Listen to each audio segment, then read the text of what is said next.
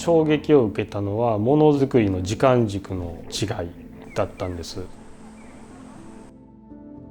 5年間服づくりを学んで、そこから仏師になるというちょっと特殊な経緯をたどって仏師になったわけなんですけれども、自分が死んだ先のことを考えてものづくりなんて考えたこともなかったわけなんですよね。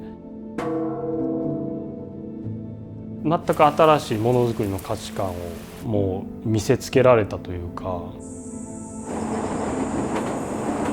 服作りっていうのは次の年には淘汰されて、また別のデザインが生まれて、また自分のデザインが埋没していき、基本的には自分の作ったものっていうのは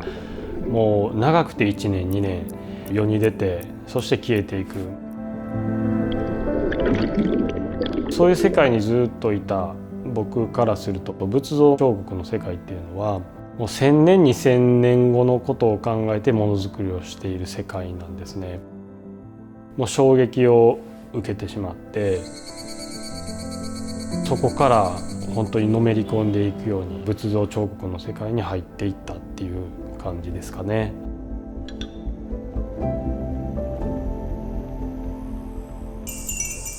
服作りの場合はもちろん人が気持ちよく動けるように、人が美しく見えるようにっていうことが大前提で作っていくっていうのもあると思うんですけど、僕はそこにすごく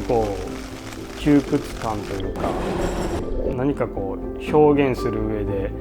やりにくさっていうのを感じていて、仏像彫刻の世界も服作りと同じでいろんな決まり事っていうのがありまして、それは儀儀というものなんですけれども、例えば仏さんの手の位置であったりとか、胸の幅とか顔の大きさ、全て実は決まってるもんなんですよね。10人の仏師が一つの仏像を目の前にして同じものを作ろうということでせーので作り始めても、全く違う10体の仏像ができるんですよね。でもその儀儀は合ってるんです。特に僕はその儀儀決められた中で表現していくのに、仏像にはそこまでその窮屈さを感じないのは、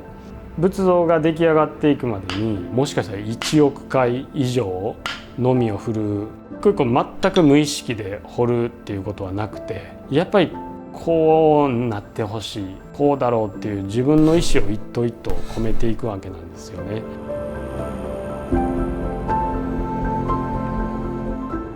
そうしていくと、たくさんの決まり事がありながら作っていったとしても、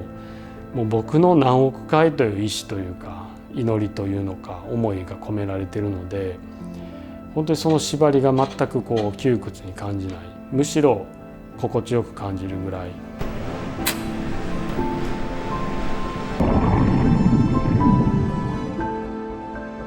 仏さんっていうのは一部例外を除いて基本的にはほとんど布をまとっておられる姿で表されるんですね。布の着付けであったりとか、風になびかすっていう布の表現っていうのは実は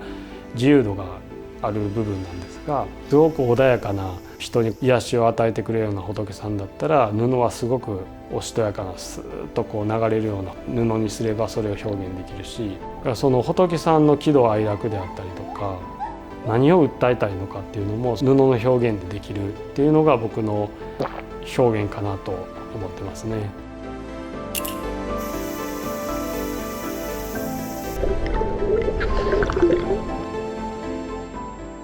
仏像を作れるなんて本当に心が清らかでいい方なんでしょうねってよく皆さん言ってくださるんですけど、全くそういうことではなくて、僕もやっぱり人間なんで、今までいろんなことをしてきましたし、僕も本当に人に言えないような一面もあると思うし、だからって仏さんが彫れないわけではなくて、やっぱりいろんな感情があって、人間の本当にいやらしい部分、そういうのもあるからこそ、そうやって美しさを求めるっていうこともあるだろうし、仏様のそういった自分の中にあるこういう理想の姿になりたいなっていう欲求もそこで出せたりもするわけだから、